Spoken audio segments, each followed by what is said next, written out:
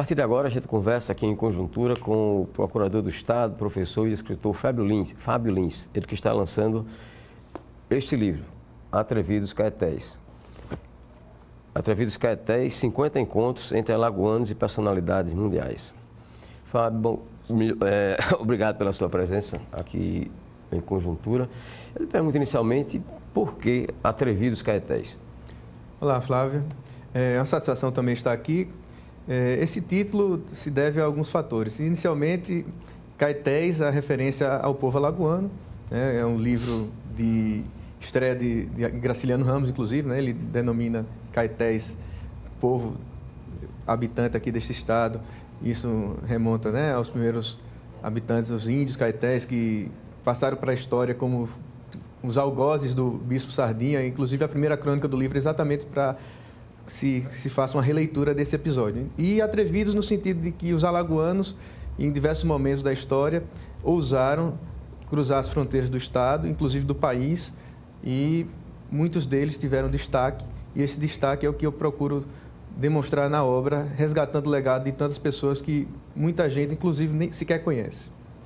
Todos esses personagens citados são alagoanos? Sim, o livro tem 50 crônicas e cada uma delas reúne um alagoano e uma personalidade mundial. Sempre esse pano de fundo que trata a crônica. O que é que você poderia nos dizer, por exemplo, sobre esse episódio dos índios Caetés que teriam comido o Bispo Sardinha? Pois é, eu digo até que é o primeiro encontro entre os alagoanos e alguém de projeção mundial. O Bispo Sardinha, na época, era o Bispo do Brasil. Ele estava voltando a Lisboa e, pelo menos, relata a história oficial que ele teria naufragado na costa alagoana. E também essa história oficial, escrita pelos portugueses, narra que os índios Caetés teriam, num ritual de antropofagia, teriam devorado o Bispo Sardinha. Na verdade, o que muitos historiadores têm levantado nos últimos tempos é exatamente que essa versão não tem nenhuma comprovação e de que, certamente, ela foi utilizada para justificar o massacre que os índios Caetés sofreram. Praticamente, essa tribo foi dizimada por conta desse episódio. E, na verdade, isso foi até importante para os portugueses para avançarem economicamente no estado. E isso legitimou, digamos assim, a ação dos portugueses. E nós ficamos para a história como se fôssemos pessoas ferozes, selvagens, quando, na verdade, não há nenhuma comprovação de que isso tenha realmente acontecido. Que outro episódio, dentre esses 50 que você faz referência, você poderia lembrar para a gente agora? Vejam só, são vários, até para citar os meus favoritos eu teria alguma dificuldade. Na verdade, eu dividi esses episódios em episódios na história, na política, nas ciências, nas artes e nos esportes. Em cada uma dessas áreas, os alagoanos tiveram algum destaque e esses encontros representam exatamente essa situação.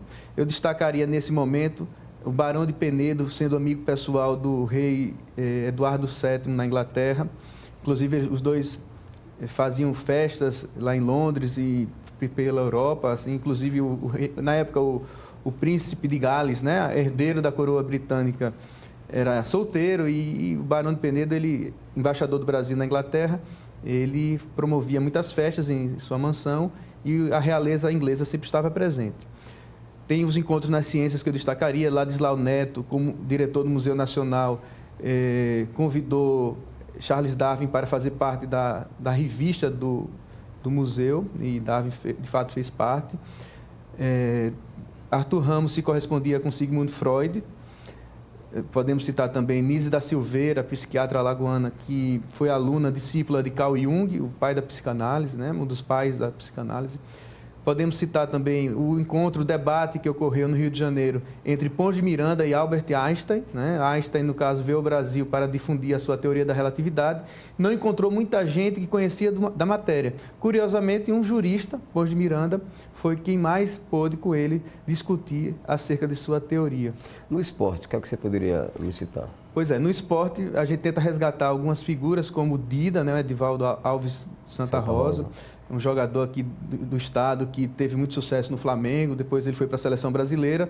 E aí eu faço uma crônica sobre o encontro dele com o Eusébio, quando o Dida, na época, jogando no Atlético Júnior Barranquilla, né, da Colômbia, disputou um amistoso contra o Benfica, que era um dos grandes clubes da época, campeão mundial.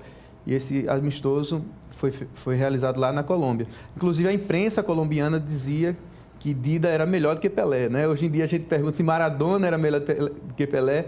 Há recortes assim, de revistas, capas de revistas. Inclusive, eu consegui, junto ao Museu dos Esportes, com o professor Lautenei Perdigão, que nos deu acesso a essa documentação. Então, essas revistas diziam, inclusive, que Dida seria melhor que Pelé. E há aquele famoso episódio, na Copa de 58, que Pelé teria ficado na reserva, pelo menos no primeiro jogo, do Dida. E o Dida se contunde, Pelé assume a posição e depois nunca mais deixaria de ser titular, evidentemente, né? Como é que você conseguiu reunir tantos subsídios para essas 50 histórias? Realmente é um trabalho de pesquisa árduo, não é algo que se faça da noite para o dia. Isso consumiu no mínimo 6 meses, mas eu sempre que tinha um tempo disponível, eu pesquisava essas situações. É questão também de disciplina. A pessoa define o objeto da pesquisa, procura exatamente identificar quais são as histórias que devem ser buscadas, né? E aí a gente faz uso de bibliotecas, da internet, revistas da época, né? Aqui em Alagoas a gente teve a oportunidade de ter acesso a alguns museus, como o MISA, o Instituto Histórico, o Arquivo Público, dentre outras instituições que nos permitiram ter acesso a essas informações. Fábio, quantos livros você tem até agora?